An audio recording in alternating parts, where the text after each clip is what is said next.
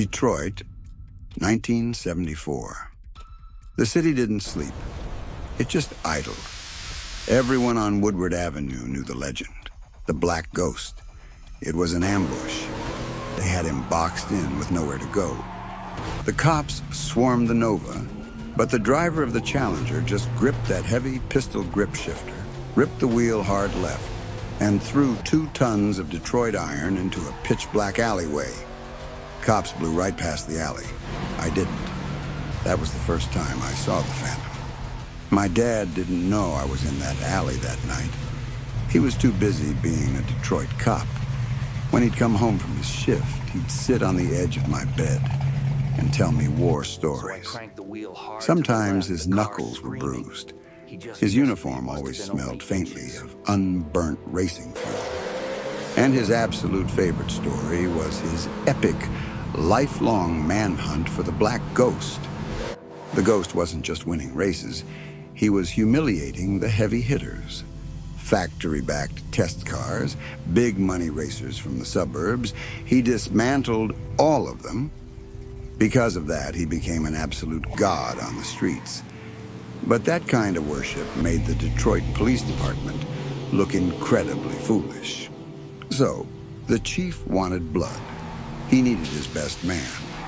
They put my dad in charge of taking the Street King down.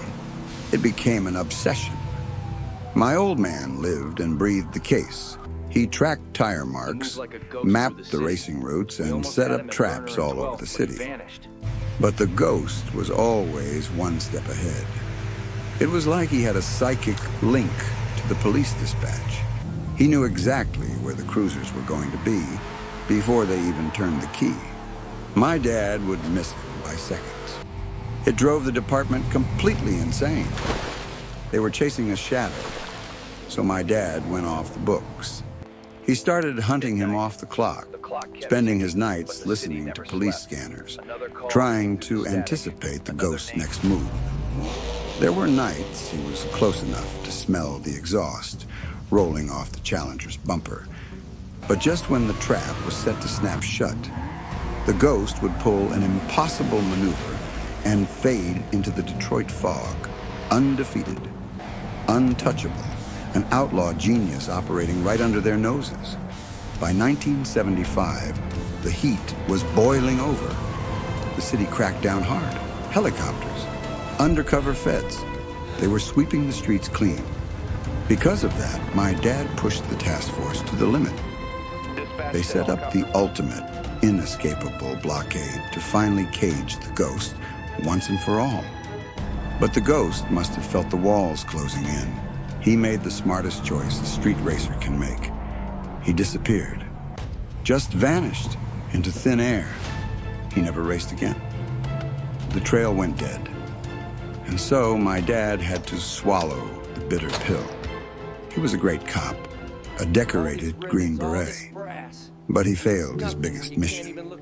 He kept a map of Woodward Avenue pinned to our garage wall for the rest of his life. A daily reminder of the one guy he couldn't beat. The Ghost became the one that got away.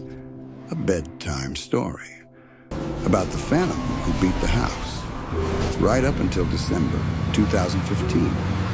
The cancer was taking him fast. He could barely speak. Instead, he just pushed an envelope across the tray table. He told me there was a storage unit on the edge of town. Said there was something he needed me to take care of. I figured it was old police gear, uniforms, service weapons, things a decorated cop leaves behind to collect dust. But when I finally threw the latch and heaved up that heavy metal door, the daylight cut through 40 years of dark, and it didn't light up a badge. It lit up 2 tons of immaculate, pitch-black Detroit iron, and sitting dead center on the hood was the helmet. In that moment, it all finally made sense. The bruised knuckles, the smell of fuel, the map in the garage, the Phantom in the alley. My father didn't fail to catch the Black Ghost. He was the Black Ghost.